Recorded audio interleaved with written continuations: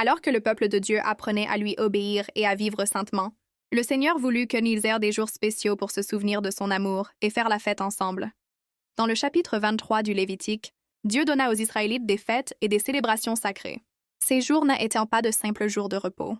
Ils étaient saints et permettèrent de se rappeler tout ce que Dieu avait fait pour eux. Dieu dit à Moïse, « Voici les fêtes que vous publierez comme des saintes convocations, les fêtes de l'Éternel. » Lévitique 23:2. La première fête était le sabbat. Chaque semaine, le 7e jour, tout travail devait cesser. C'était un jour de repos pour le corps et pour le cœur. Le peuple se rassemblait pour louer Dieu et se souvenir que tout vient de lui, Lévitique 23:3. Ensuite venait la Pâque, qui rappelait comment Dieu avait libéré Israël de l'esclavage en Égypte. Ce jour-là, les familles partageaient un repas spécial et racontaient l'histoire du premier soir de la Pâque, Lévitique 23:5. Juste après commençait la fête des pains sans levain, qui durait 7 jours. Pendant cette semaine, on mangeait du pain sans levain pour se souvenir du jour où le peuple devait partir d'Égypte en toute hâte. Lévitique 23:6-8. Puis venait la fête des prémices, où les Israélites apportaient à Dieu les premières récoltes comme signe de reconnaissance.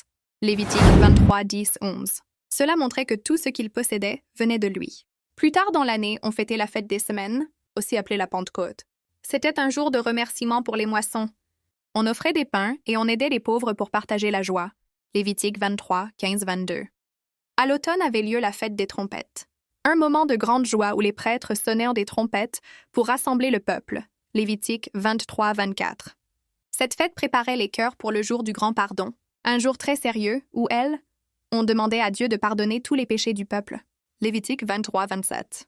Enfin, venait la fête des cabanes, ou fête des tabernacles. Pendant une semaine entière, les familles vivaient dans des tentes ou de petites cabanes faites de branches, pour se souvenir du temps où Dieu avait pris soin d'eux dans le désert. Lévitique 23:34-43. C'était une fête joyeuse pleine de chants, de rires et de gratitude pour la bonté de Dieu. Toutes ces fêtes rappelaient aux Israélites de remercier Dieu, de se réunir et de lui rester fidèles. Elles enseignaient au peuple que la vie est plus belle quand on se souvient de ce que Dieu a fait. Aujourd'hui encore, nous célébrons des jours pour remercier Dieu, comme Noël, Pâques ou d'autres fêtes, mais le plus important est de garder un cœur reconnaissant. La partie 8 du Lévitique montre que Dieu aime quand son peuple se repose, célèbre et partage la joie de vivre avec lui. S'il vous plaît, partagez cette vidéo puis abonnez. Merci.